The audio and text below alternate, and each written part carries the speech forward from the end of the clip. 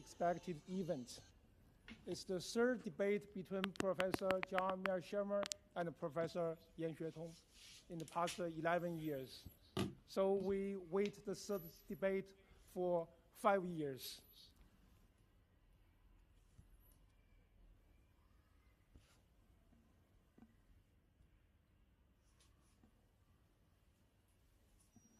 John.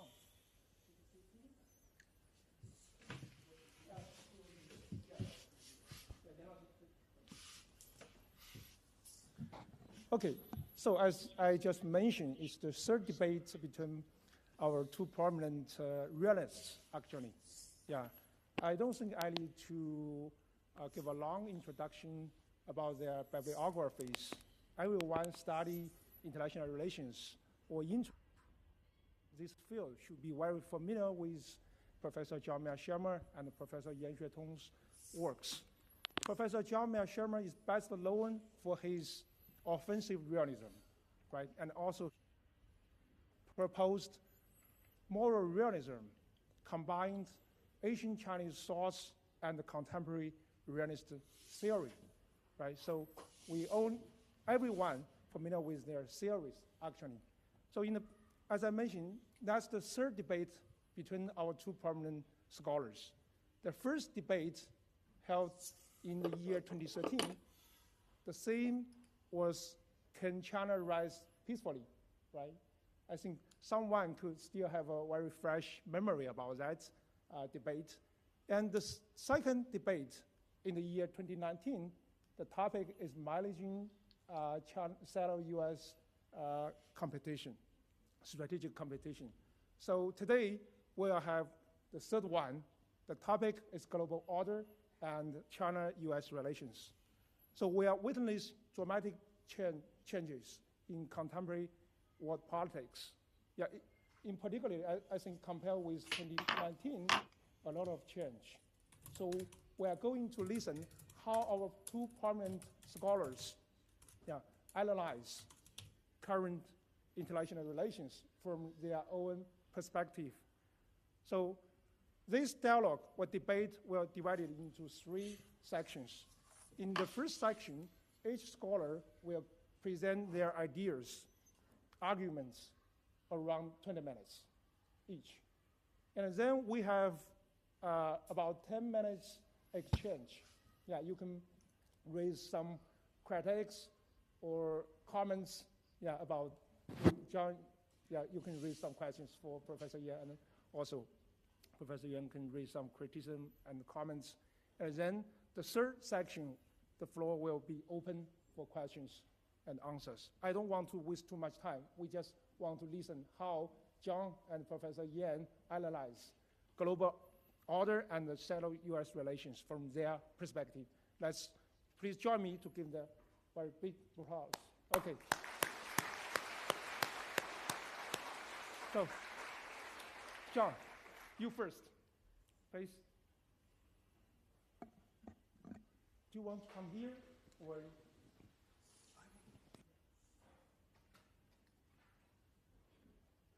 Yeah, okay.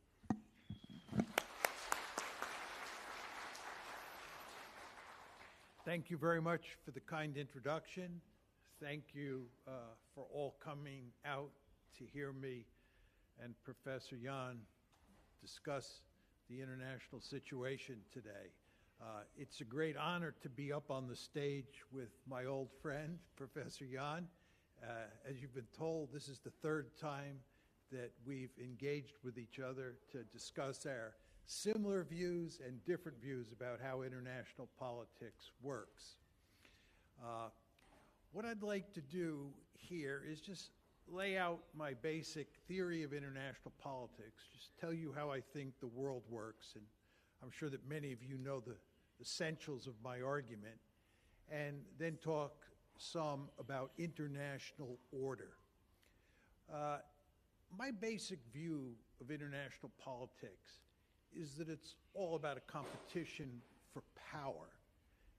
At its root, great powers care enormously about the balance of power.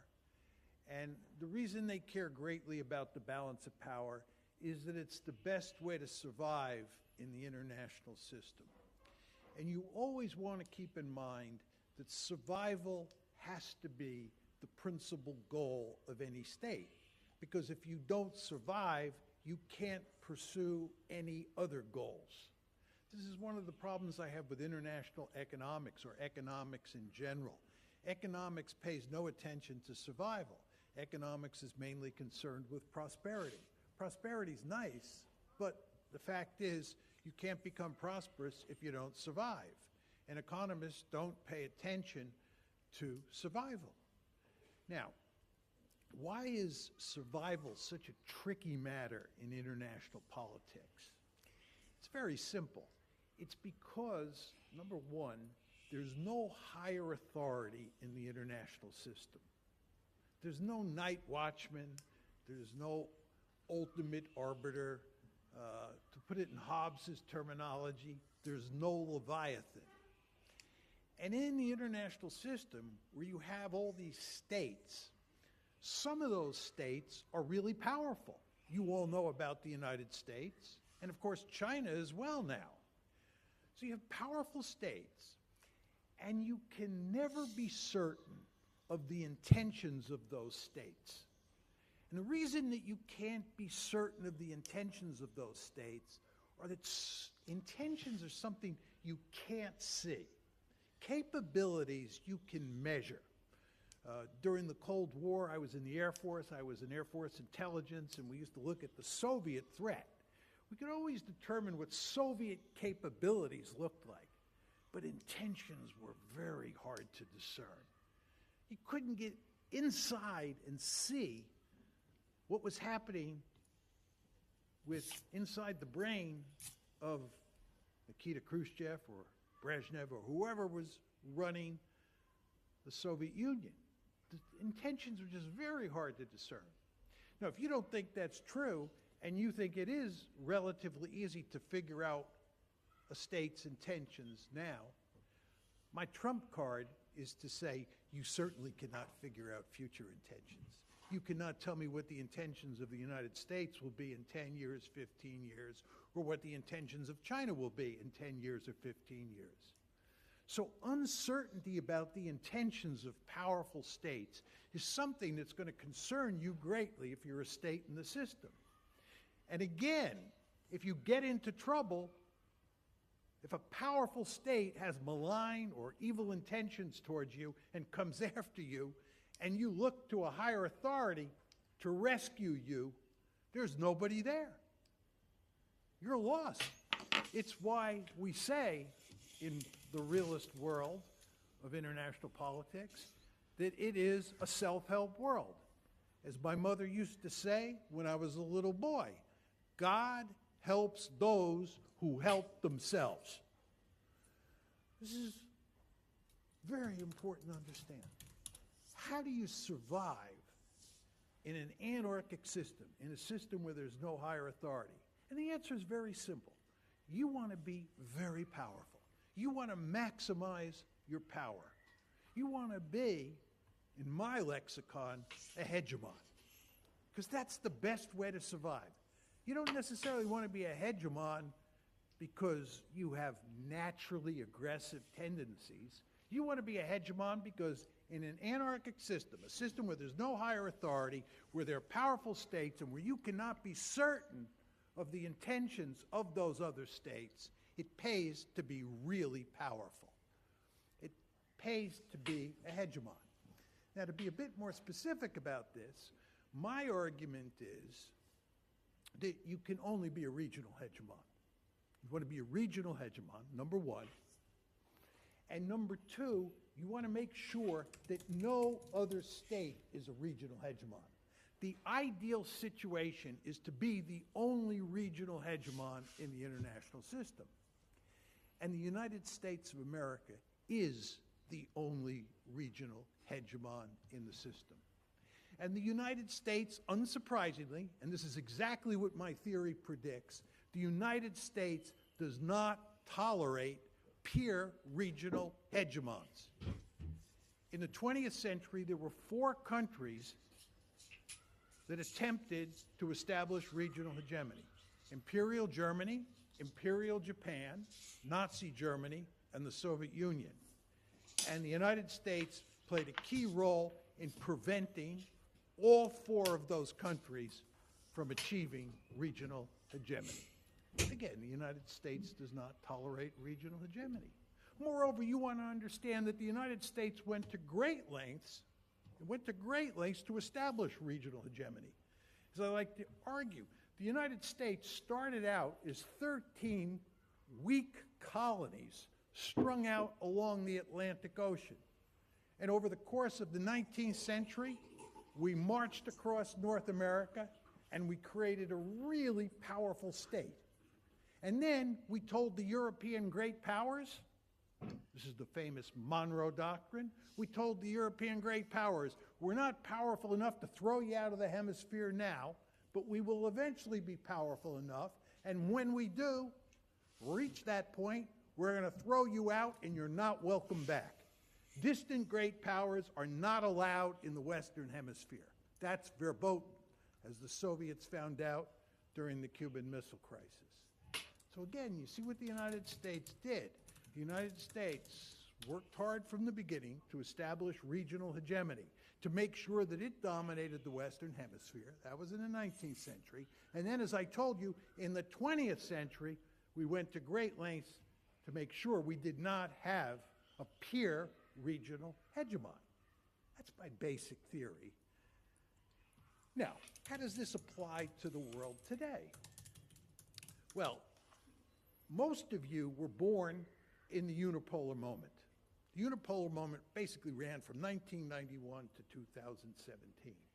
And in the unipolar moment, this kind of logic didn't apply because there was only one great power on the planet. It was the United States. It was a regional hegemon. Some would argue it was a global hegemon, right? But it was incredibly powerful. China was weak during the unipolar moment, and there was no chance you were going to try to achieve regional hegemony. But what happened is China became economically powerful. China became an economic powerhouse. Good for China, not good for the United States. But China becomes an economic powerhouse, and it begins to translate that economic might into military might. And it begins to think about dominating Asia. And I want to make clear, if I were the national security advisor to Xi Jinping, I'd tell him, we want to dominate East Asia. We want to drive the Americans out beyond the first island chain. We want to drive the Americans out beyond the second island chain. And we want to make sure we dominate East Asia. We want to be the most powerful country in East Asia. We do not want to suffer another century of national humiliation.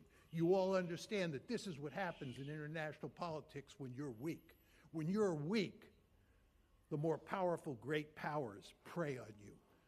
Study NATO expansion if you have any doubt about that. Russia was weak in the 1990s, and it was weak in the first decade and a half of the 2000s. What did the United States do? We shoved NATO expansion down their throat in 1999. We shoved NATO expansion down their throat in 2004. And then after 2008, we tried to shove NATO expansion down their throat again regarding Ukraine and regarding Georgia. That's how the United States operates. It was powerful. Russia was weak. That's what happens when you're weak. And the Chinese surely understand that. So you want to be powerful. Again, you want to be a regional hegemon. And you can see China heading in that direction. Most Chinese will deny this, of course, which is the smart thing to do, but the Americans are very suspicious. So, what is happening here in the world today? I'd say basically two things are happening. Number one, China is on its way to developing enough economic and military capability to think seriously about dominating Asia. And it should want to dominate Asia. It should want to imitate the United States. And oh, by the way, the Chinese are also developing power projection capability. They're developing a blue water navy, just like the United States. Do I blame the Chinese? Not one bit. But what do the Americans think about this? I told you the Americans don't tolerate peer competitors. And you want to understand, this is basically a zero-sum game. The more powerful China gets, the weaker the United States gets. The more powerful the United States gets, the weaker China gets. So you're involved in this intense security competition. And as you all know, this security competition, underline that word security, is not simply a military competition, it's an economic competition as well. And that economic competition revolves around cutting-edge technologies. That's what explains what's going on in terms of U.S.-China economic relations. We, the United States, want to remain the #1 country in the world in terms of developing cutting-edge technologies. China, of course, wants to replace us. Again, I don't blame the Chinese one bit, but the Americans are going to go to great lengths to prevent that from happening. All of this is to say we are involved today in an intense security competition that shows no signs of going away. And if anything, will get worse with the passage of time. This is a tragic situation. It has nothing to do with Chinese culture or American culture. I know many people in China blame the United States for all this trouble, and many people in the United States blame China for all this trouble. That's not what's driving this train. You all remember that between 1991 and 2017, the Chinese and the Americans got along very well. And then something changed.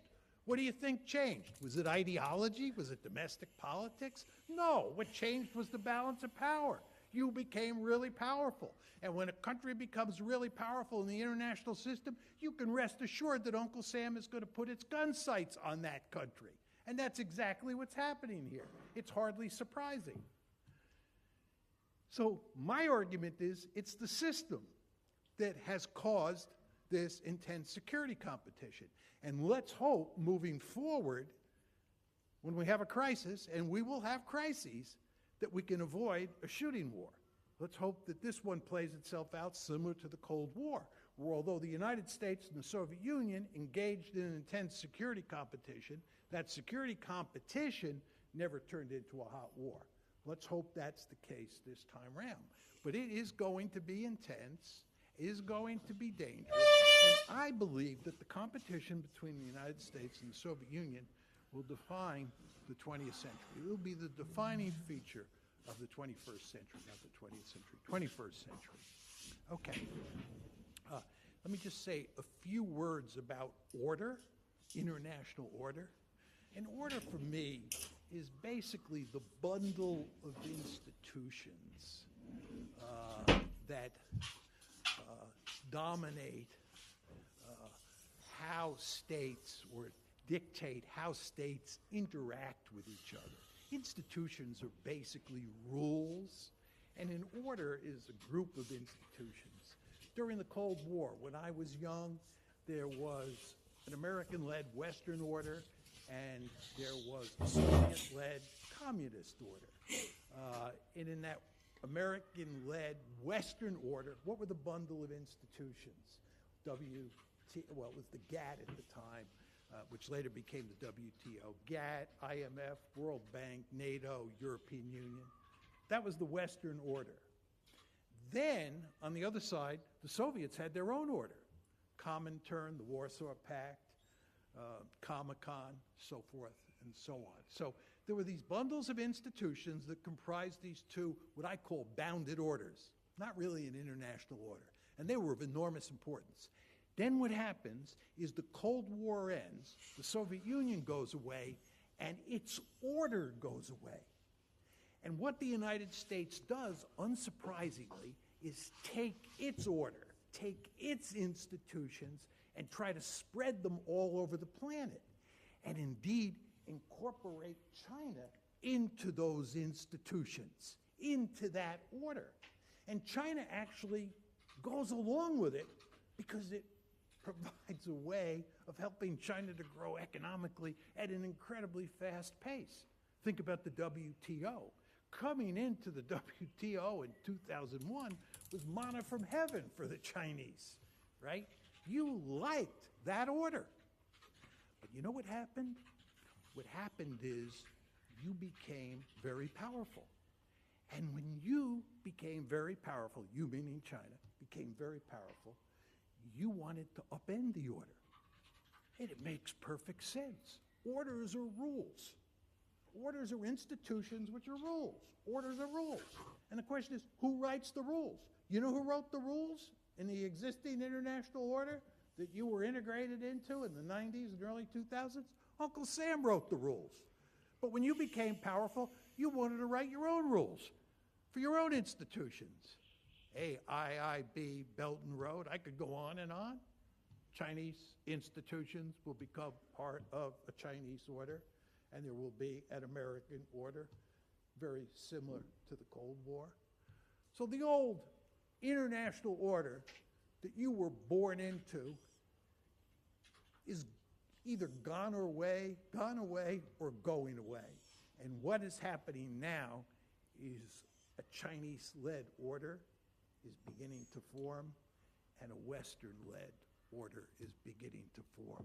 And these two orders will play a key role in the security competition between the United States and China, just as the existing orders, just as the existing bundle of institutions on each side played a key role in the waging of the security competition between the United States and the Soviet Union during the Cold War. Thank you.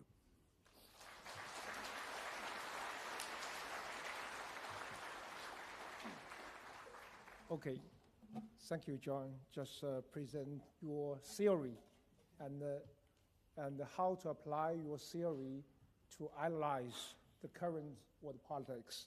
So I don't want to make some comment. We just move to Professor Yan's presentation. Please, Professor Yan. Thank you, Professor Liu, for your introduction about this third debate. And actually, just now, I put on some notes about John's arguments. And first, I want to tell you the basic differences between me and John, although we are all belong to the same camp, realism. But even within the realism, and we have different views. And John heavily emphasized the balance of power, emphasized the importance of balance of power for maintaining the global order, the world order.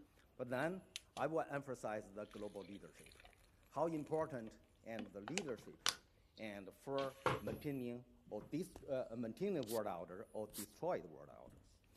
And John heavily emphasized the needs or the interests of the survival of the great powers. And I certainly agree with that. That's a precondition for all the major powers. But then I will emphasize more on what? On the competition. And after your security was guaranteed, after your survival was guaranteed, you still compete for something else. For what? For leadership, for leading positions, right? Just like students, when you're guaranteed to attend the college, then you compete for what? Compete to go to the Tsinghua University, right? And so then I think there's two basic differences between me and John. And so my theory, moral realism, strongly emphasizes the role of the leadership. Actually, you find that today, if we apply the theory to today's reality, you find that everyone agree the current global order is already different from what we familiar 10 years ago, right? That order is labeled as a labor order. What means labor order? Labor order means globalization, right? The more international cooperation in all fields.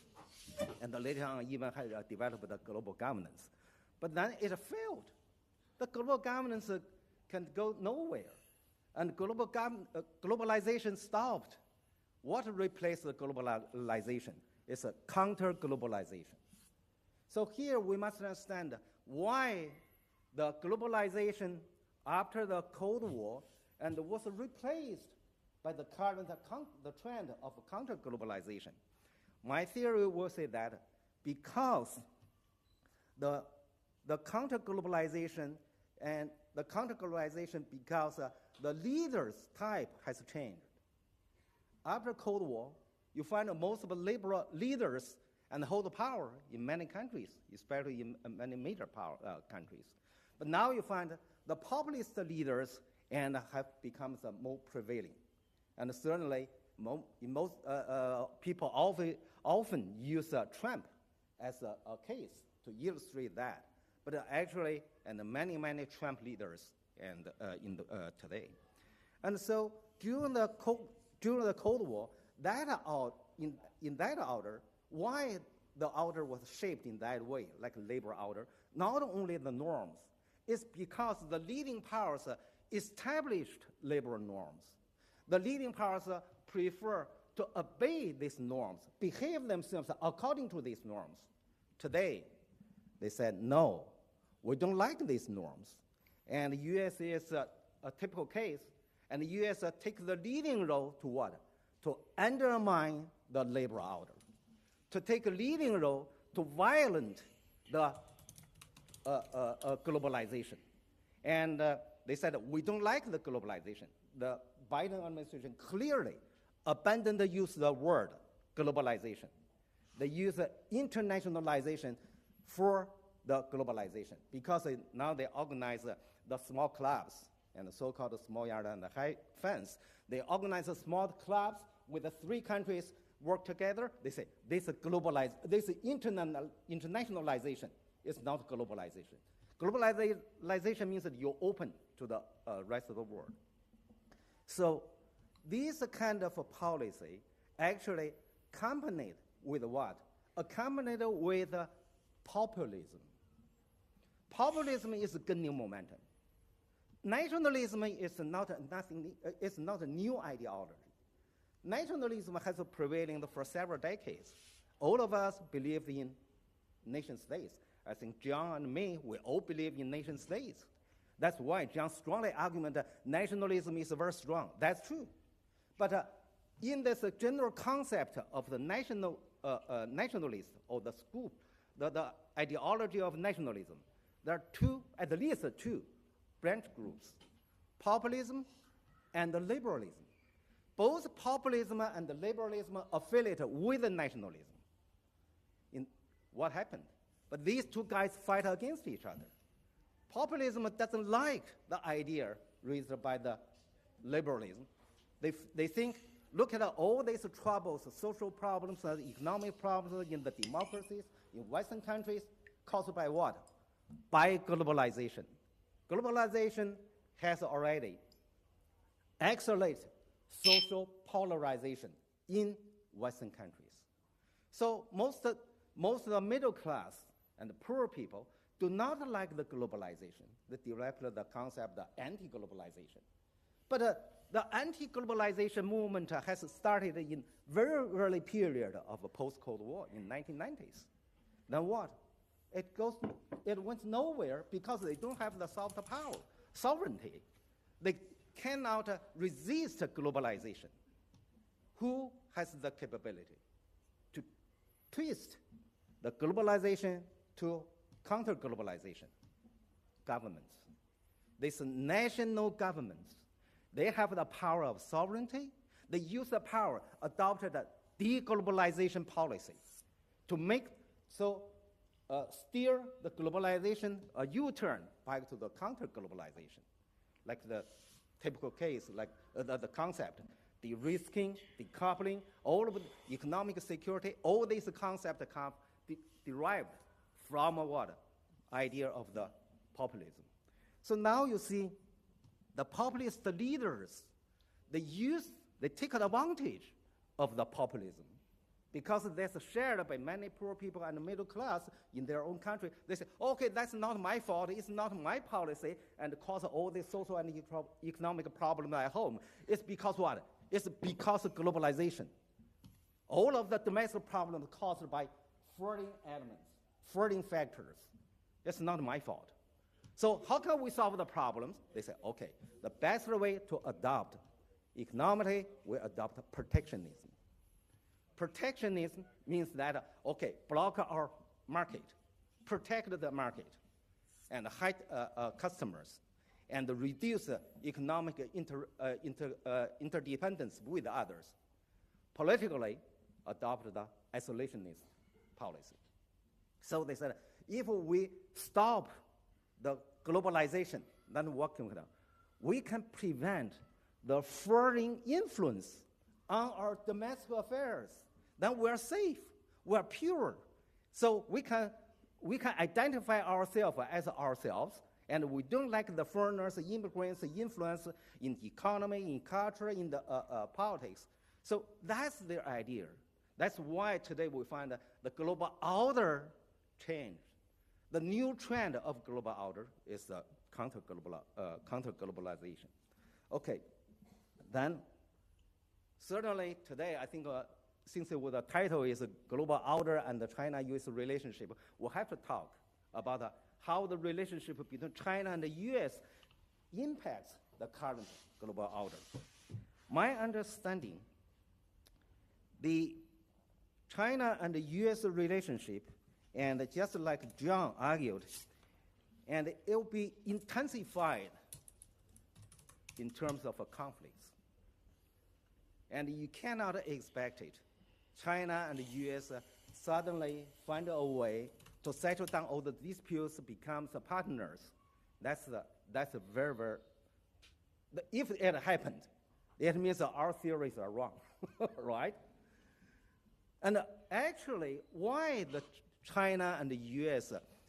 Conflicts will increase and to intensify is because now that we are in a bipolar configuration.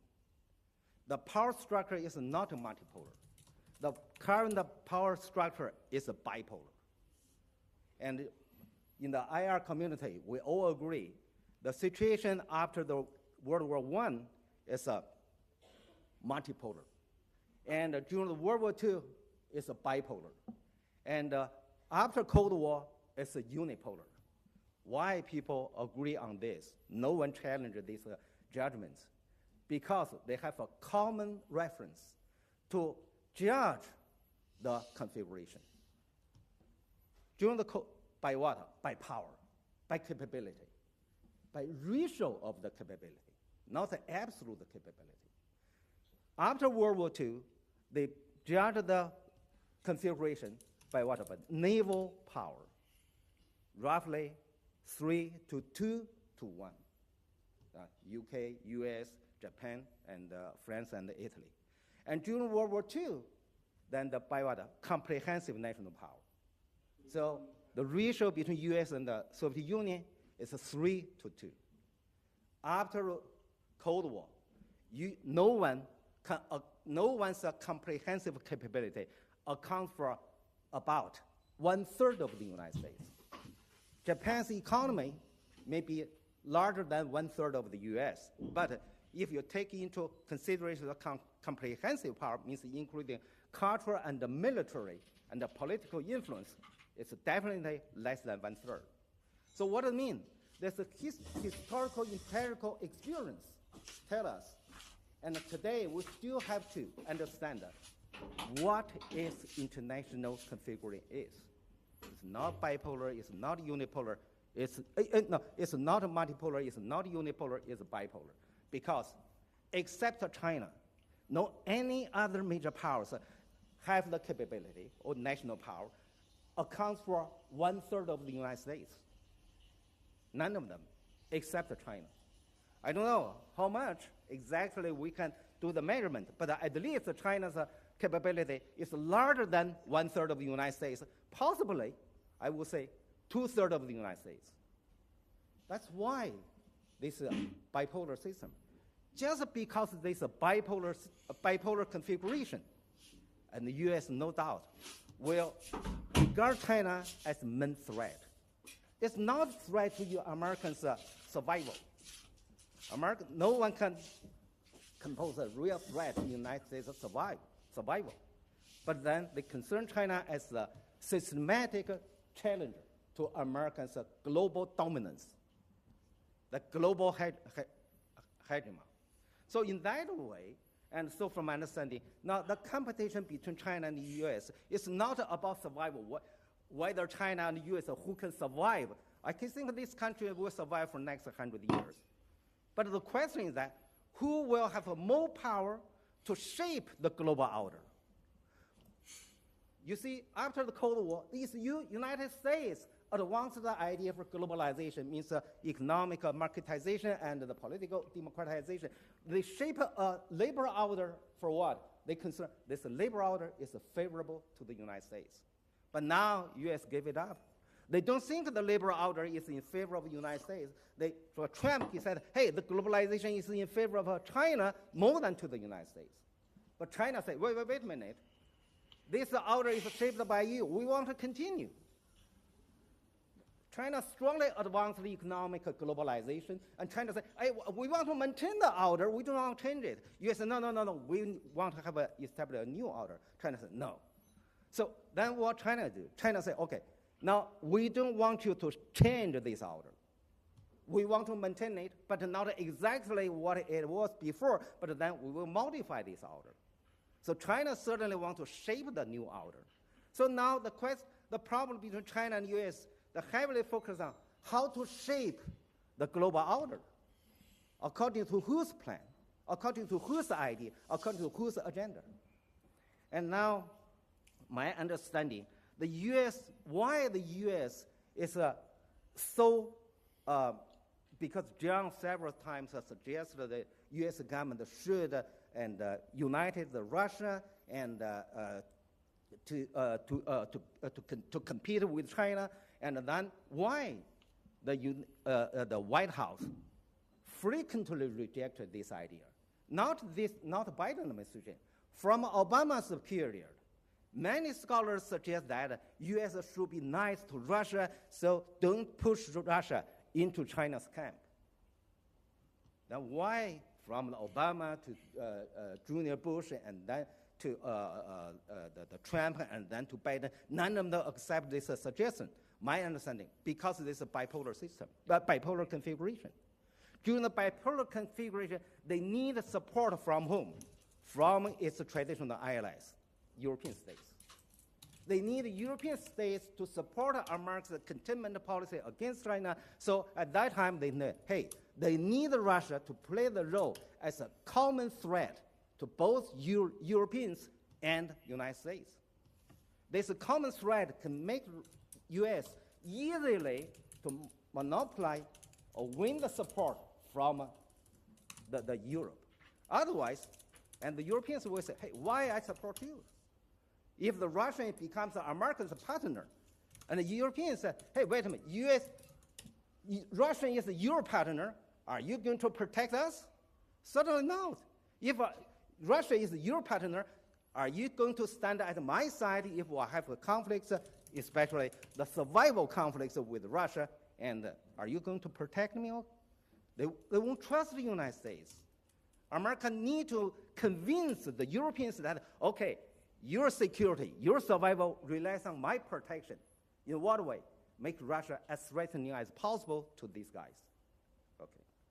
So finally, let me wrap it up. And my understanding now, everyone, I think, John, you definitely will get the question. People will ask you about who will win the election in the next month. Here, I will give you my answer like that. No matter who wins the election, China-U.S. economic relationship will continue to deteriorate. The reason is that no matter Republicans or Democrats, xenophobia already dominated their mentality. They fear China to catch up, especially in fields of the economy. So for that case, no matter Republicans or the Democrats, anyone controls the White House, they will adopt protectionist policy against China. So that will be same. What's the difference will be for the result of the election? That if Harris win the election, I think China and the U.S. will have more political conflicts than Biden Trump win the election, because Harris is more reluctant than Trump to accept the fact China is going to catch up. And the US no longer have that kind of a capability to dominate the world like in 1990s, Clinton's period. So Harris is more eager to maintain Americans' global hegemony, maintain Americans' dominance than Trump. Trump concerns more domestic interests rather than the international domination. But Harris will contain more international dominance than Trump. So in that way, I think if Harris win the election, and the China-US political conflict will also increase. Finally, I would say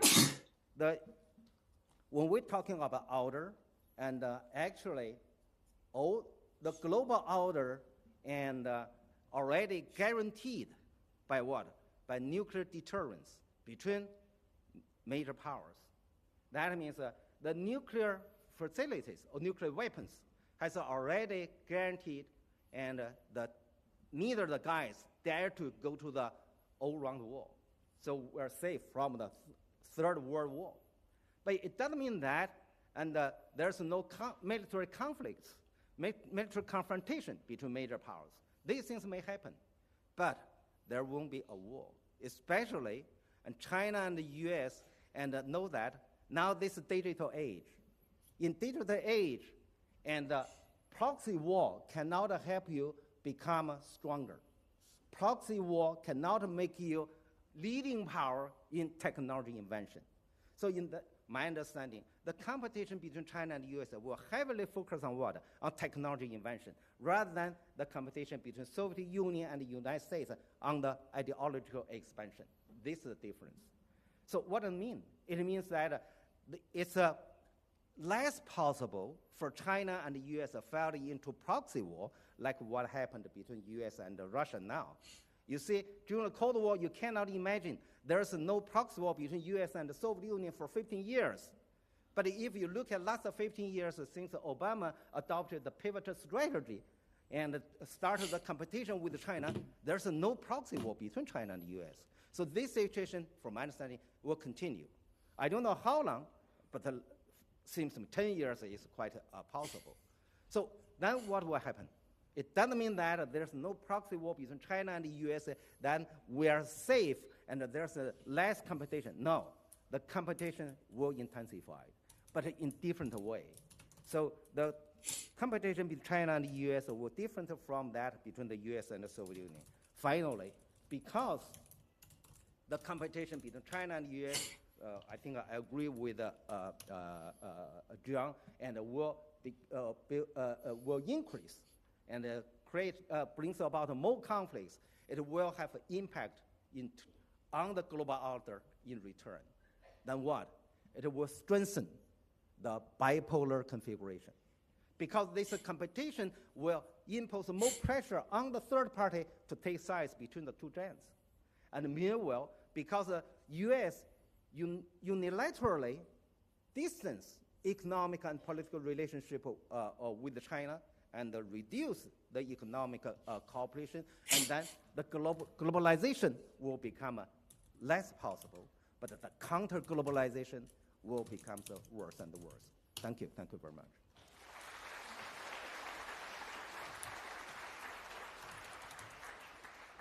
Well, thank you, Professor Yan.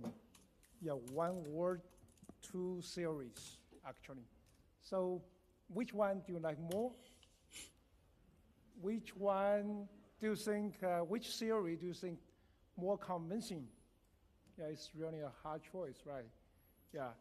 So we can have some direct engagement and even fighting, right, between two realists, and then we can make this choice more easier, right? How about that? John, please. Yeah, raise some comments and criticism. Yeah. What I'll do, if it's okay with you, I'll just raise one point, and Professor Yan can respond to me. Yeah. Okay. Yeah. So that we. Just I don't want to give another speech. We can have several rounds.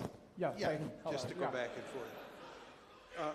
let me say a few words about your views on leadership and explain to you why I don't completely agree. And let me start by saying that for me, any theory is a simplification of reality.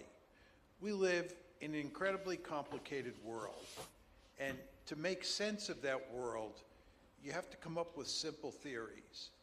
And when you come up with simple theories, you end up leaving some factors on the cutting room floor. They're left out of your theory. And of course, sometimes those factors really matter a lot, and your theory is proved wrong. You all understand that no theory is right all the time. And that's because you leave some factors out, and sometimes those factors matter. Just to give you an example, I leave domestic politics out of my theory. As you all know, I wrote this famous book on the Israel lobby with Steve Wald.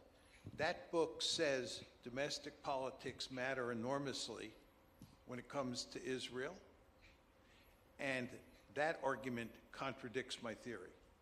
You understand?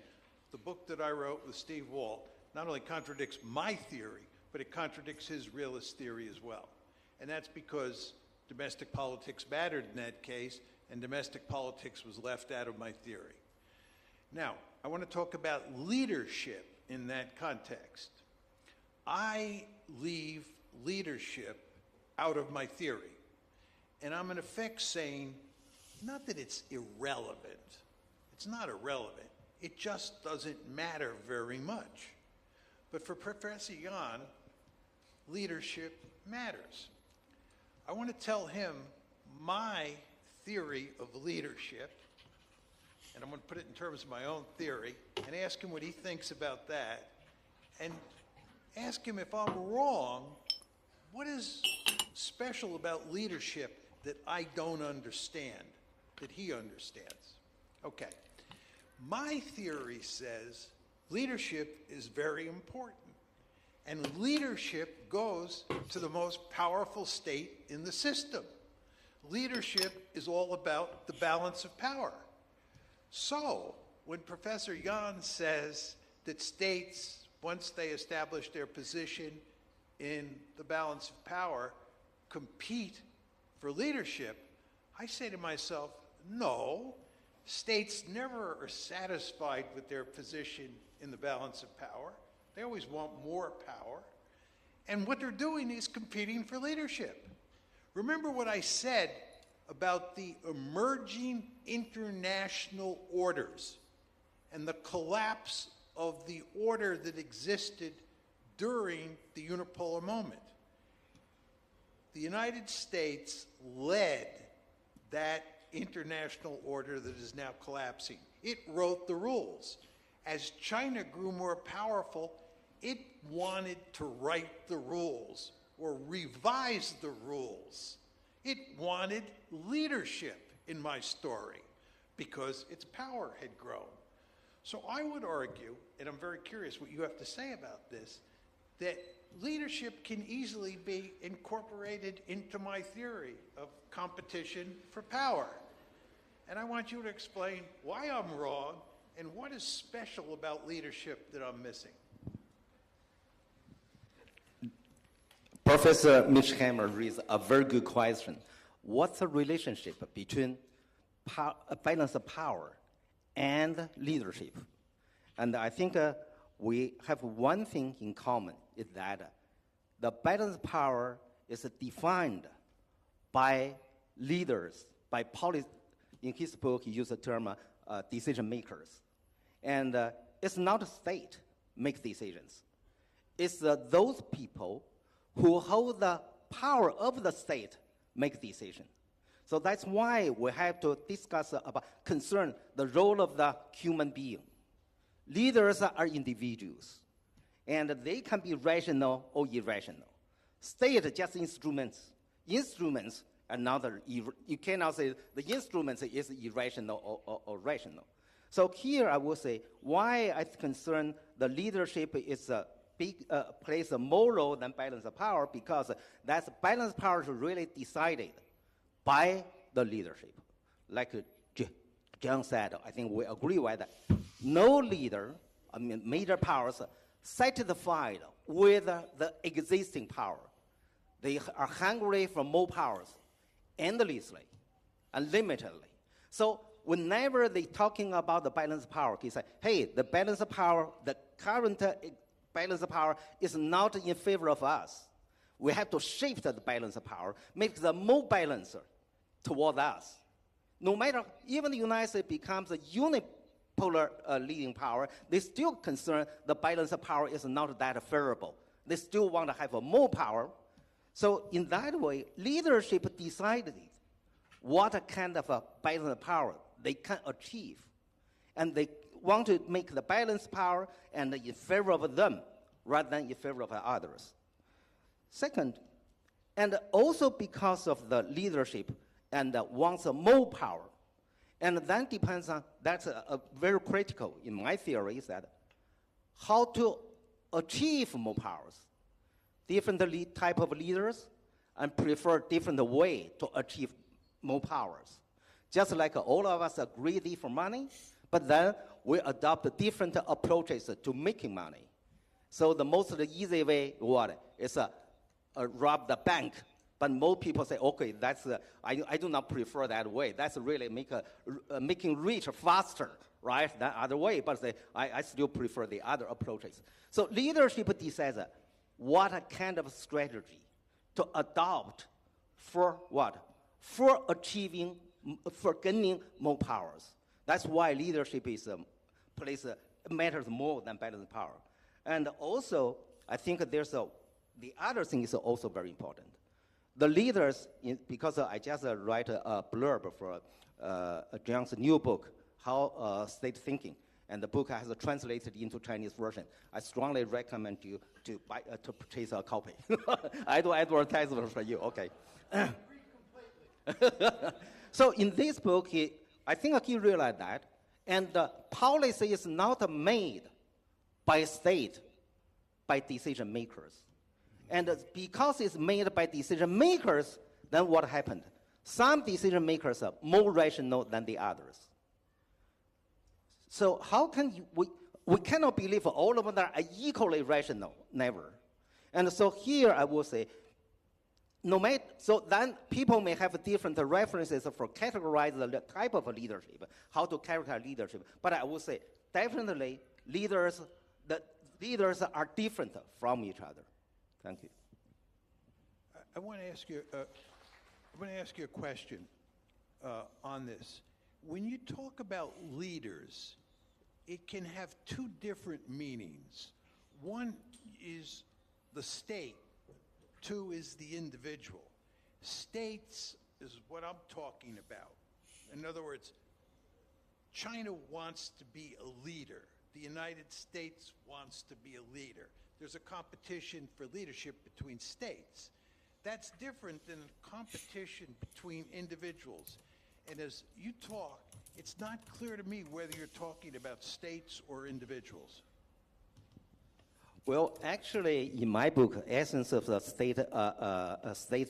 Interstate Leadership, and I respond to these questions. People's concern that, hey, you have not clarified and the leadership at what level?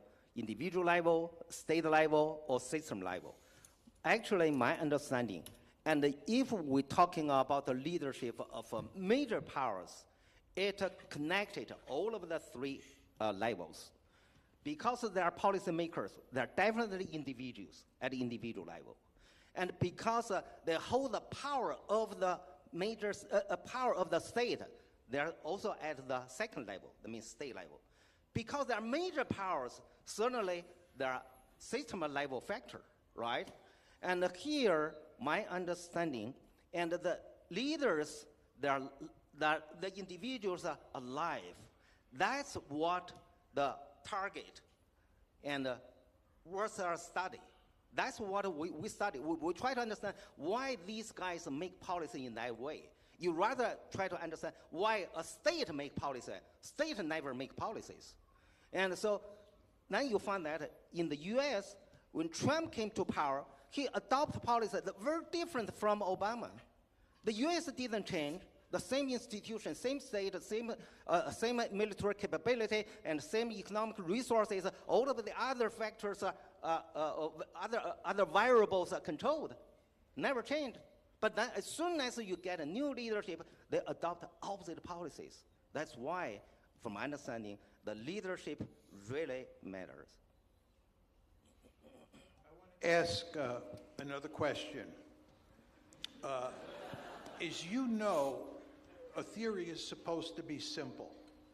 And when I listen to you talk about how leadership affects international politics, it doesn't sound like you have a simple theory. Can you tell me in brief words what your simple theory regarding leadership and the balance of power is? Okay.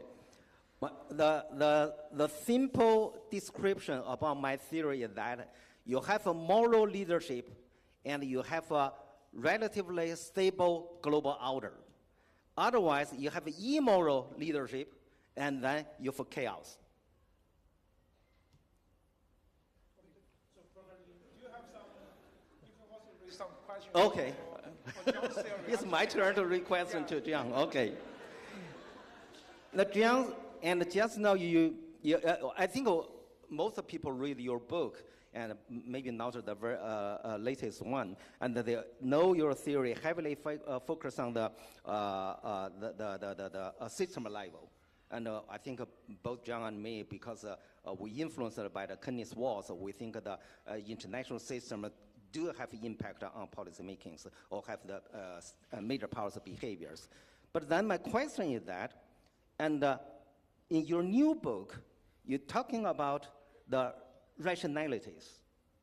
And when you consider rationalities, and certainly it's not applied to the states, that rational state or irrational state, but the rational decision makers and the irrational decision makers. I want to raise a question to you. How can you think about a move from a system level analysis to individual or state analysis to the other levels?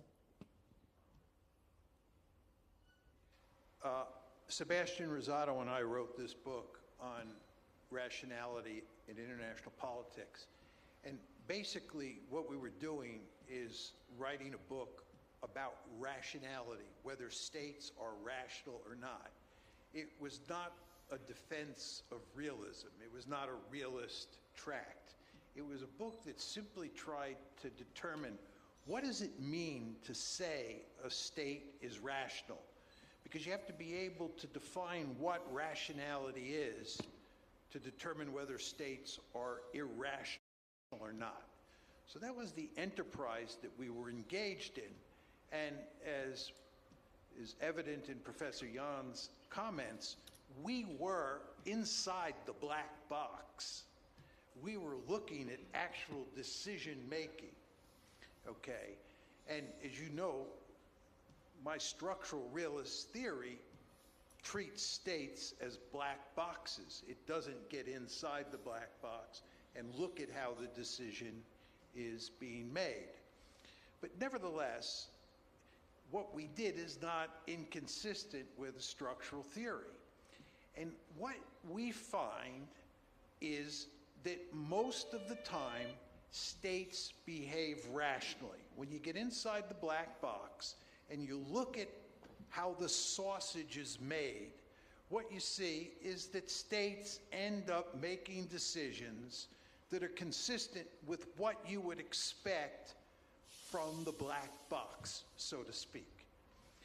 And we also found that states sometimes, not a lot, but sometimes do not behave rationally. And those are cases that contradict realist logic. This is why I started off by saying to you, you want to understand that a theory is a simplification of reality. It leaves out certain factors, and sometimes those factors matter. And when those factors matter, your theory does not hold. Your theory does not describe the case. So all of the cases that Sebastian and I found when we got inside the black box and saw how decisions were made and saw that those decisions were not rational are cases that contradict basic rational logic, which is another way of saying that contradict realism. So that's what was going on there. Well, following this question, actually, I want to read the book you wrote with Stephen Walt, and Stephen Walt is my Berkeley alumni. And you concern and White House policy towards Israel, and mainly influenced by the Israel's lobby in the Congress. Now the question is that currently both Republicans and Democrats and do not have a big difference in the policy towards supporting Israel's policy in Gaza. Actually, they kill a lot of civilians there. And Stephen Walt wrote an article, said that for realists, we suggest when there's a contradiction between the morality and the interest, you will give a priority to the interest. But the moralist, for realists, never suggest that you adopt a policy undermine both morality or the international image and national interest. Today, I think most people believe the White House adopted a very irrational policy in terms of national interest. But then that policy are agreed by the Trump and his people. So my question is very simple. Do you think their current policy is rational or irrational? I think it's irrational, and I agree with everything you said.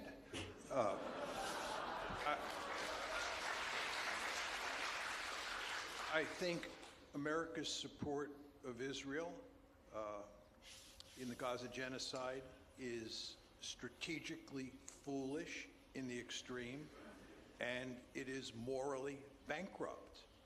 And it certainly contradicts basic realist logic when I make the argument that this is not in our strategic interest. There's just no question about that.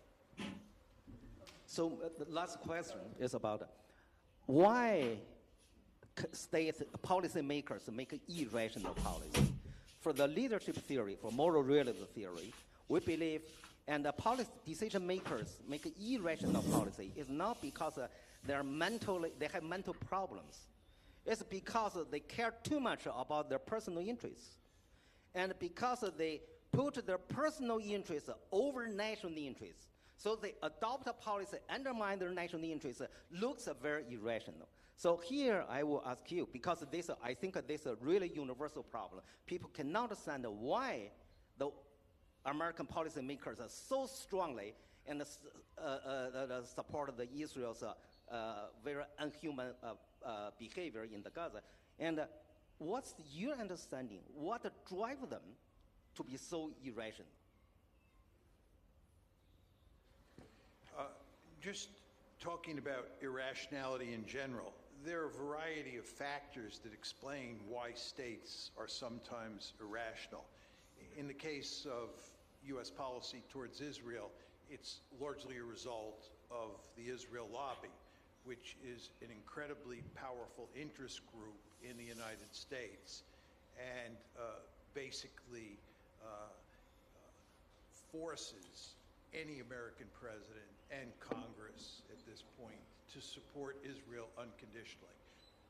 You all understand that the United States has a relationship with Israel that has no parallel in modern history. There's no parallel in modern history for the U.S.-Israeli relationship. We support Israel unconditionally. And this is when Israel does things that are not in the strategic interest of the United States. And the reason is very simple. Again, you have this domestic interest group, the Israel lobby, that is incredibly powerful. And if you have any doubts about it, you can read our book. There's a new book on the subject out by the Israeli scholar Ilan Pappé, and I know of at least one other case of somebody writing a new book that makes basically the argument that Steve and I made in our book in 2007. But there are other cases of irrationality. They're not due to domestic politics. They're due to the fact that sometimes policymakers have remarkably foolish ideas in their head about how the world works. And those foolish ideas get the policymakers into all sorts of problems. One of the cases that we look at in the book is Neville Chamberlain and the case of how to deal with Nazi Germany in the period between 1937 and 1939. And when you look at Chamberlain's thinking about how to deal with Nazi Germany, he just had what we call bad theories in his head about how to deal with the problem. It wasn't a domestic lobby or an interest group or domestic politics or him trying to benefit personally that caused him to behave in a non-rational way. And I could point to other examples as well of that sort. So there are a variety of factors that can cause a state to behave irrationally. But most of the time, the imperatives of the system, the structure, forces states to behave rationally. That's the basic argument that underpins realism. So my argument is that most of the time, but not all the time, my theory will be correct. But again, you want to remember, theories are simplifications of reality, and as such, they're not going to be right all the time. Okay. Thank you. Thank you, John.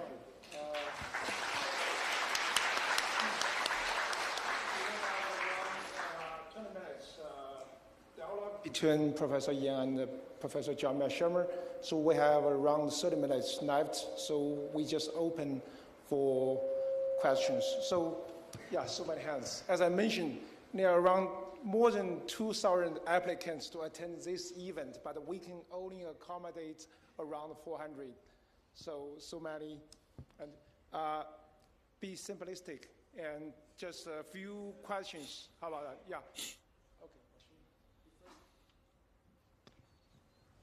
Well, thank you. That's extraordinary. My name is Vasilis Strigas, a visiting assistant professor at the Schwarzman College here in Tsinghua University. My question goes to John.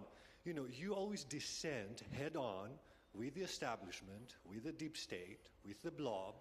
And so do you feel safe lately to be so, arguing so heavily against the establishment? Would you ever consider political asylum application in China? And more specifically, why do you think that the U.S. has not been disciplined by the rise of China? So in the structural theory, the rise of China should have disciplined U.S. overextension and entanglement in the Middle East and in Europe. So why hasn't this happened? Do you have any prediction about when is it going to happen?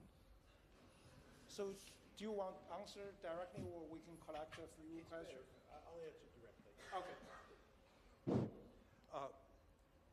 I have challenged the establishment on many issues, for sure, but I don't have to think about political asylum at this point, and hopefully I won't, but one never knows, given how crazy domestic politics is in the United States these days. Second question, and the more substantive one, a very important one. My argument, as you know, is that the most serious threat the United States faces is the rise of China and the need to contain China. And at the same time, the United States is pinned down in a war in Ukraine, and it's pinned down in these conflicts in the Middle East. And this overextension, to use your rhetoric, works to the detriment of containing China. It's very important to understand that it's difficult for the United States to fully pivot to Asia and to deal with China, in large part because of this overextension, because we're pinned down in these two sets of wars. To take it a step further, if you're in a multipolar system, and I do believe we're in a multipolar system, although there's not much difference between the two of us on the distribution of power in the system, But if you live in a multipolar system, and Russia is the third great power, if you're the United States of America, you want the Russians as your ally, not as China's ally. But as a result of our foolish policies in Ukraine, we have driven the Russians into the arms of the Chinese. This makes no sense at all. So you raised the question, why do we do this, and what's the prospect of putting an end to this? I'll say very quickly what I think the answers are, but I can't go into detail because of time.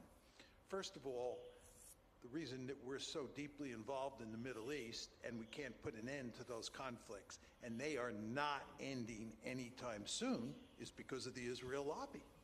There you go. We have a deep-seated interest in having stability in the Middle East so we can pivot. And we do not have stability, and this situation is getting worse by the day, as I don't have to tell you. And we can't do very much at all to influence Israel. Why is that? The lobby. With regard to Ukraine, we made the foolish decision in 2008, when Russia was very weak, to think that we could have another extension of NATO to include Ukraine.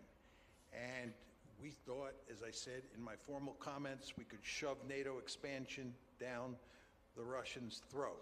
And we just kept pushing and pushing and pushing. And it all blew up on February 24th, 2022, and we're now involved in this war. And it's hard to see how the war ends, and I would argue, I don't have the time to elaborate, that when that war ends, we are going to have poisonous relations for as far as the eye can see between the United States, the West, and Ukraine on one side, and Russia on the other side. We're going to be deeply involved in Europe for the foreseeable future, as well as the Middle East. And for the Chinese in the audience, all I would say is, this is good news for you, but it's bad news for the United States. Okay, second one about a lady here. Yeah, the first. Yeah. And thank you so much for the wonderful debate. And I have a question for John. And I'm a PhD graduate from School of Social Science here. I did economic study. So I'm currently studying the energy section. So I have a very specific question for you.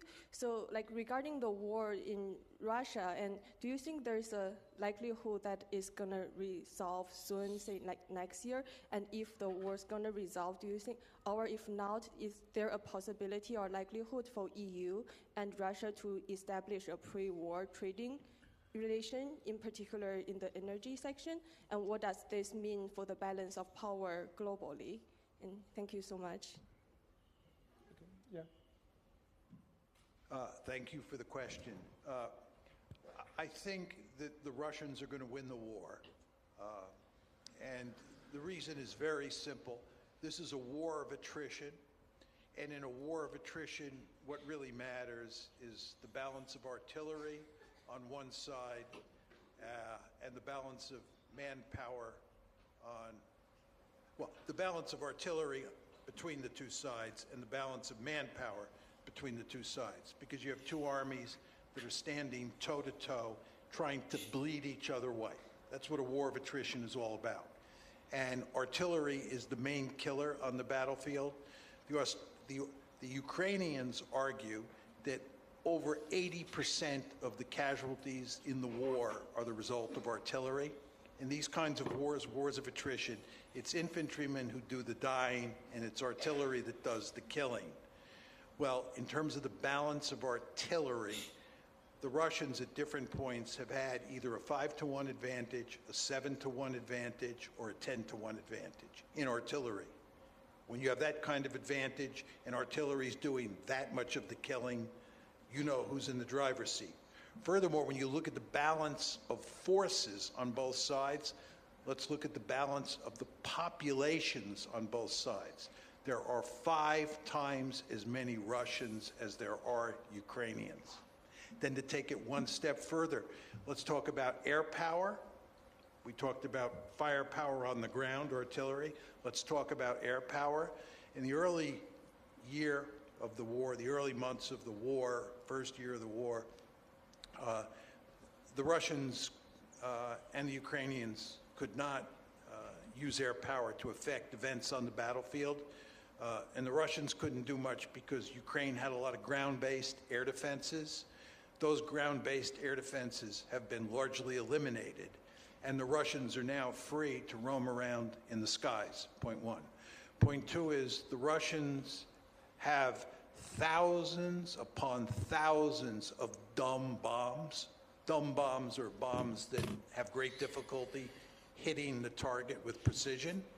Well, the Russians figured out how to develop guidance kits that they can tack on, put on to these dumb bombs and turn them into smart bombs so that they are highly accurate. The Russians now have thousands upon thousands of smart bombs. They're free to roam around in the skies above the battlefield and do enormous damage to the Ukrainians on the ground. This is why now, today, the Ukrainians are on their back foot, right, and they're in terrible shape, and the Russians are winning in eastern Ukraine. The Russians are going to win the war. Now, to get to the heart of your question, the Russians are going to win an ugly victory. They're not going to conquer all of Ukraine. That is not in the cards. What they're going to do is conquer, I would say, between 20 and 40%. Hard to tell how much they'll grab. They'll take about 20 to 40% of eastern Ukraine, incorporate it into Russia. They've already annexed 4 oblasts plus Crimea. And they will also go to great lengths to make sure that Ukraine is a dysfunctional rump state, okay? But you're not going to get a peace agreement between the Russians on one side, the Ukrainians, and the West on the other side. No peace agreement. You're going to get a frozen conflict. It looks like the situation on the 38th parallel between North and South Korea. And this frozen conflict is going to take place in a poisonous environment where the Russians and the West and the Russians and the Ukrainians are doing everything to undermine each other's position. And to take it a step further, you have a number of flashpoints in that area that could turn that frozen conflict into a hot conflict. You have the Black Sea, you have Moldova, you have Belarus, you have Kaliningrad, you have the Baltic Sea, and now you have the Arctic. And conflict could break out in any one of those places. All of this is to say the present situation between Russia and the West and Ukraine and Russia is not likely to improve for a long, long time. Okay, so, okay, the third one. Yeah, you, sir.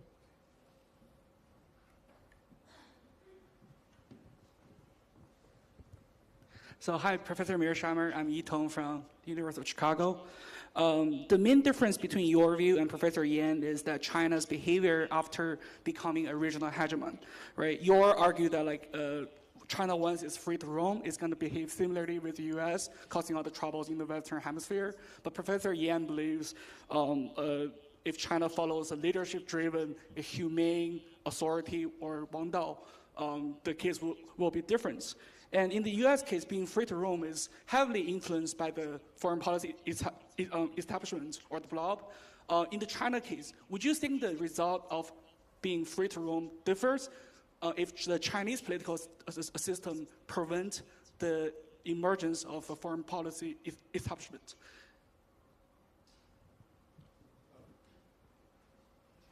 Yeah, this is one of the points that Professor Yan raised that I wanted to engage him on. And so let me say a few words and then I can turn it over to him. If you remember, he said that China, a powerful China, would not threaten the survival of the United States. And his point was that it would limit America's influence around the world. And I agree with him that it would limit America's influence around the world. I have no disagreement there. But I do think that if China became a regional hegemon, it would become a threat to America's survival. that the United States would then view China as an existential threat. And it's because of what this gentleman described as the freedom to roam. And let me just say a word about this for those of you who haven't heard me articulate this argument. If you're a regional hegemon, that means you have no threats of any consequence in your own region. You are then free to roam all over the planet. Have you ever asked yourself, why is the United States roaming all over the place, interfering in the politics of every country on the planet? It's because it's free to roam. It has no threats in the Western Hemisphere, so it can deploy its military forces all over the planet. China can't do that. Russia can't do that. They're pinned down in their neighborhood. If China becomes a regional hegemon, by definition, it has no serious competitors, no threats of a security sort in East Asia, and it is free to roam. It is free to roam into the Western Hemisphere, the same way we are now free to roam into East Asia. All the Chinese in the audience understand that we, the Americans, are in your face. You understand that. We are in your face. We are right up against your border. We are running aircraft and naval ships up and down your coastline. We have ground forces in East Asia. You do not like this. Vladimir Putin did not want Ukraine to be in NATO. He viewed it as an existential threat. You don't want another great power right next door to you.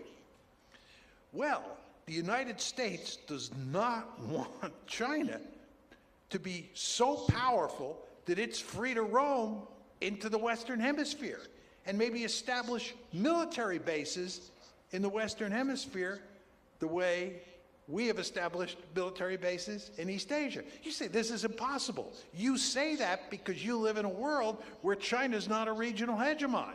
If China becomes a regional hegemon, it'll be a very different story. China, you know, is building a blue water navy. China is building power projection capability. China wants to roam all around the world. What is Belt and Road all about? What is this blue water navy all about? Now, I want to be clear. I do not blame the Chinese one bit, but you should understand that this scares the United States, the thought of China as a regional hegemon roaming into the Western Hemisphere. So that, I would say, is my argument to you on that very point. Okay, thank you.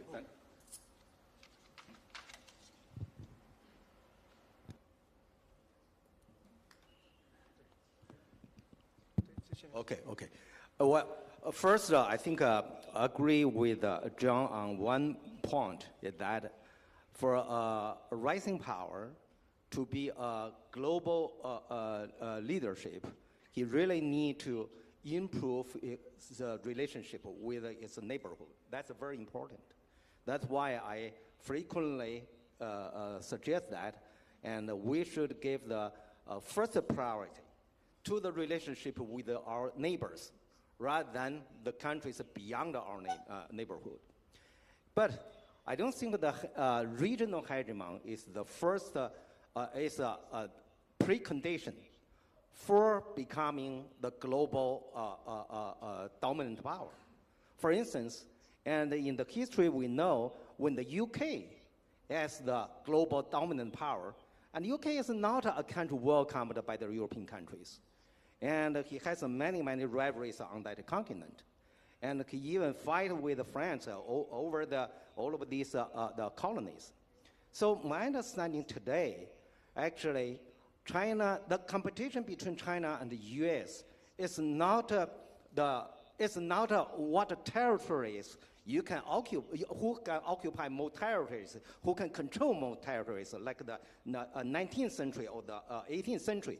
Now the key issue is that who can provide more advanced, sophisticated, but cheaper digital technology to the world. And so then if you can provide that kind of products and technology to the world, and then you will have more followers because everyone's selfish for more economic benefit for their security. For their own national security, they need more cheaper and more sophisticated technologies. So in that way, come to the question about whether China will become the regional hegemon or not. I don't think China will become the regional hegemon because hegemon in Chinese is really a very negative term. It means you bully your neighbors, right? So actually in China, I think China should consider create or establish a friendship neighborhood and as the priority of its foreign policy. Okay. May I ask a question here? Because as Professor Yan just mentioned, in Chinese, hegemony has quite different understanding compared with in the Western context. But here, do you agree with John that China want to dominate this region, want to push U.S. out of this region? Okay. Well, first, I think two questions. First is the definition about the hegemon. Actually, before Mengzi and 300 BC, and hegemon, ba, in Chinese is not a negative term. It just refers to a kind of system of leadership. It has nothing to do with bad leadership or good leadership. But after Mengzi, when Mengzi said that the hegemon is bad, it looks good, but actually is bad in nature, and is based on power to bullying others, and ba becomes a negative term in China. I know even in the Western society, in the ancient time, the hegemon is a neutral term, and maybe even positive, refer to a kind of a system of leadership. But gradually, this concept becomes a negative term. For instance, and after the Cold War, and American scholars use a benign hegemon. What do you mean, benign hegemon? They know the hegemon is not good, but where a kind of hegemon is not that bad, so benign hegemon. Now recently, and even I think Harris used the term, and the U.S. will benign then, it's a hegemon, but it's a benign, something like that. So now from understanding, hegemon is already become a negative term and universally. Second, come the question, and whether China want to push U.S. Out of this region. I don't think China want to put U.S. out of this region. China really want to put U.S. military capability and to further distance from China's border. And now the U.S. military presence too close, and they patrol along the China's border. That's for Chinese feel, hey, you peer into my window every day. I cannot accept that. So China says, if you keep a comfortable distance, that's fine. So I think that's maybe that too much concern. China will push U.S. out of this region. No. And also China now still want U.S. investor as much as possible in China. And China do not want to resist America's economic influence in this region.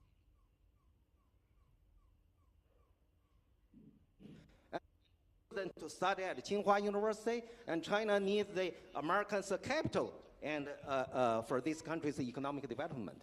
So I think it's a little bit simplified to pushing the U.S. out of this region. John have two fingers, right? Yeah.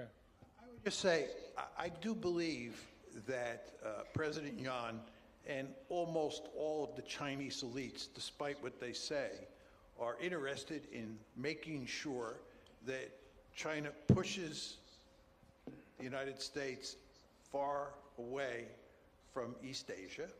And number two, I believe they all want China to be, by far, the most powerful state in the region. They want it to dominate all its neighbors militarily.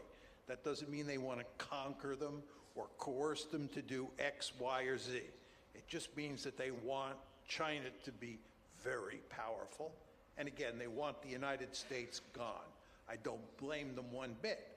But all I would say is that is completely consistent with my theory. Okay, so we have around 10 minutes, so we can, how about Yeah, that one. Yeah, lady. Yeah, yeah.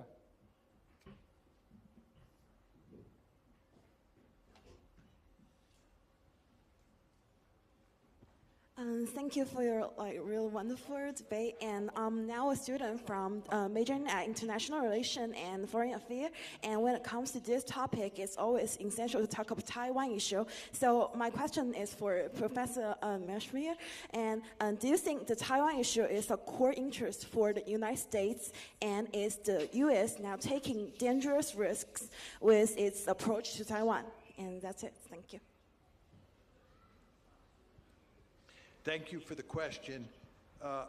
I think for the United States, maintaining Taiwan's de facto independence is imperative. And I think the United States is committed to defending Taiwan if it's attacked by China. President Biden has said on 4 separate occasions, according to my count, that the United States would come to the defense of Taiwan. And I believe the Japanese would as well, and I believe the Australians probably would. And that's in large part because the Americans believe and the Japanese believe that it is important from a strategic point of view not to let Taiwan fall into the hands of the Chinese. Now, your point is this is a dangerous situation, and one could say the United States is playing with fire here. And the reason is quite simple. China considers Taiwan to be sacred territory. It is profoundly committed to getting Taiwan back. And when the United States clearly stands in the way of that happening, there's no question that the United States and China are going to be at loggerheads and that this is a potentially dangerous situation. I think that is an accurate description of the situation. I think it's consistent with what you said. I don't see any way out of this problem. I think this problem is going to be with us for the foreseeable future. I think the good news is that it's hard to see how China can conquer Taiwan at some reasonable cost and expect that operation to succeed.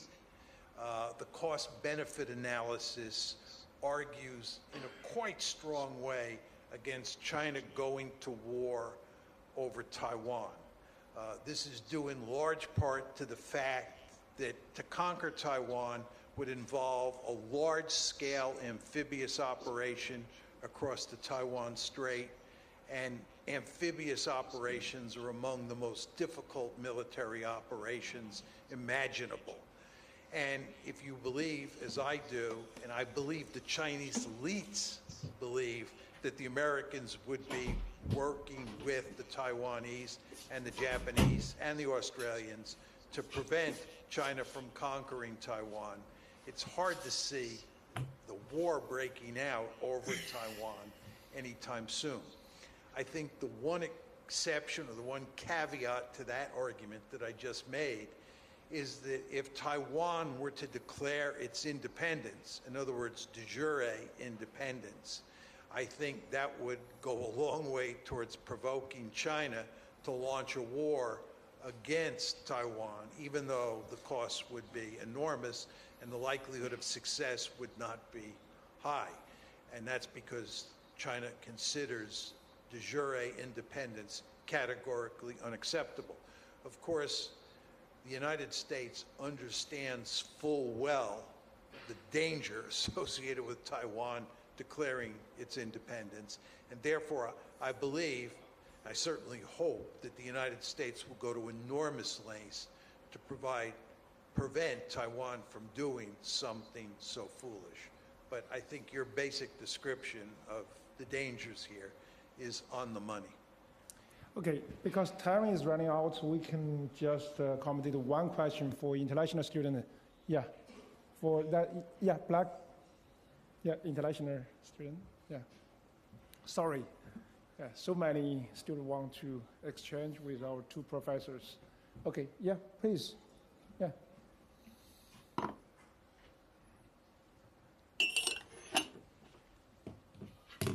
Hello, thank you both for the wonderful debate. My name is Alvaro, I'm from Spain. I'm a graduate student here in international relations.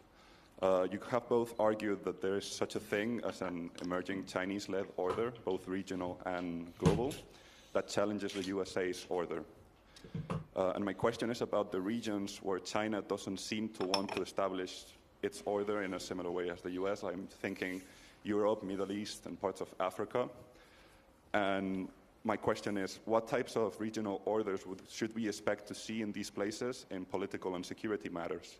Do you see like contested orders emerging with influence from both powers, or orders with unique regionalized characteristics? Thank you.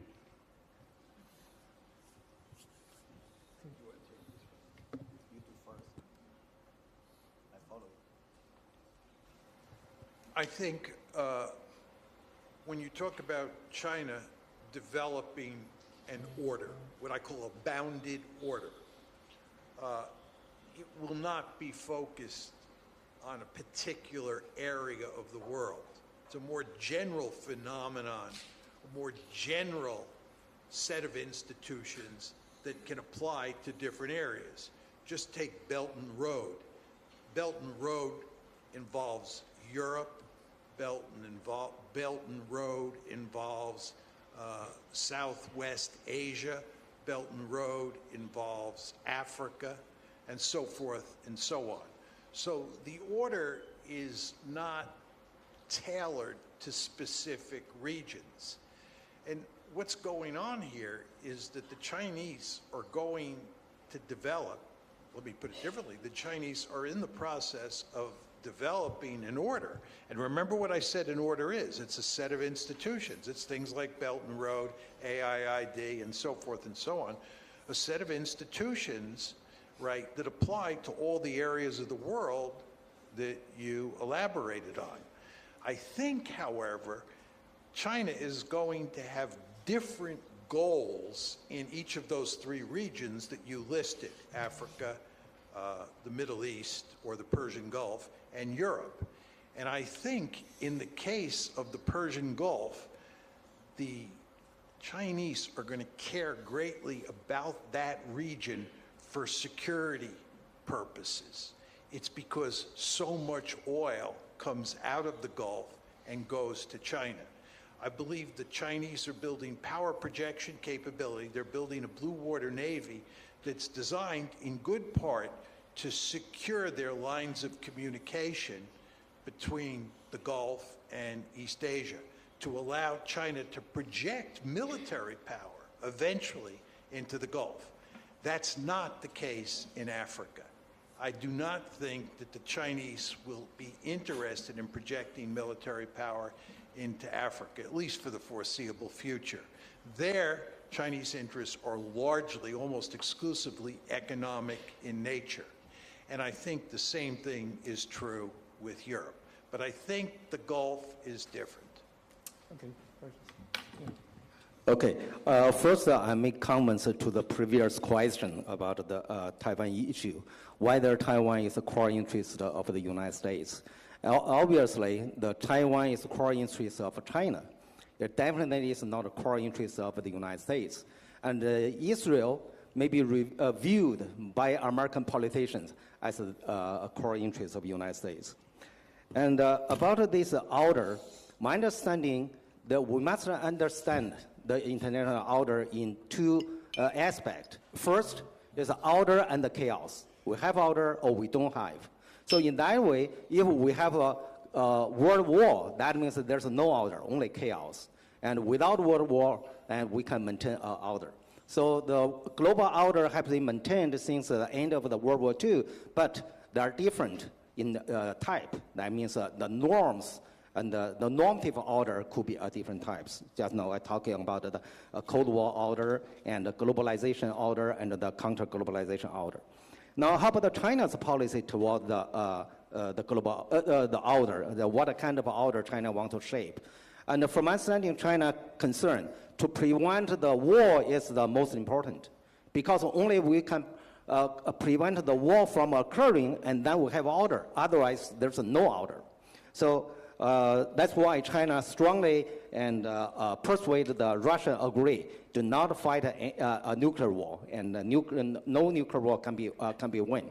This is stated in the joint statement. And the second, I think China's concern about the economic order different from what is a concern of the political order. Economically, China advocate economic globalization, or in some way we may use the term reglobalization. That means resume the international economic cooperation and the connection or the interdependence. But come to the political aspect, the policy is different. China advanced for political diversity instead of democratization. We all know that, and globalization after Cold War composed of two main parts, and economic marketization and political political democratization. And China currently strongly support the economic marketization. That means have a free global market economy.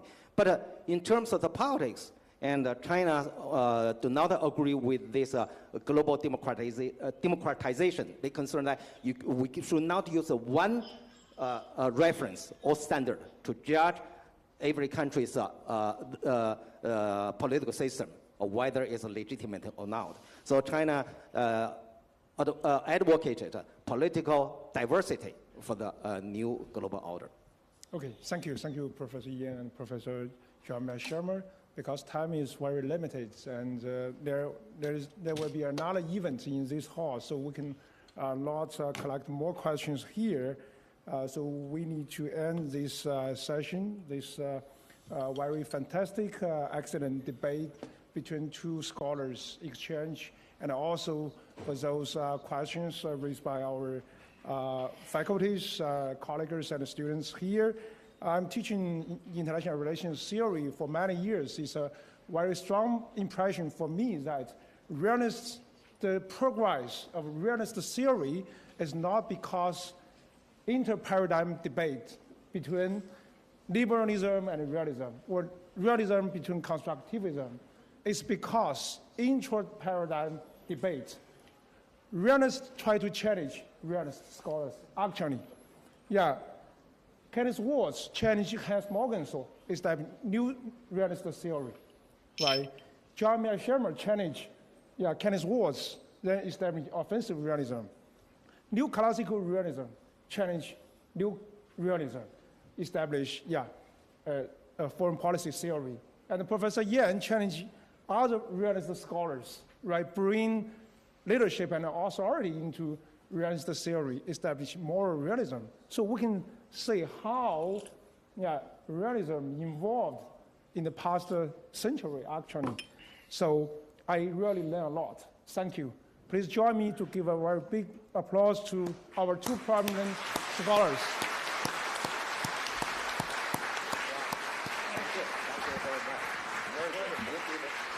And also thank you all for attending this event.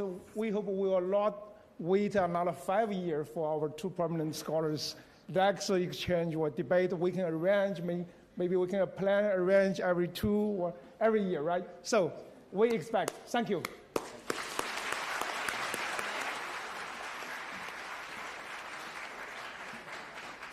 Anyone want to join us to have a group photo? Okay.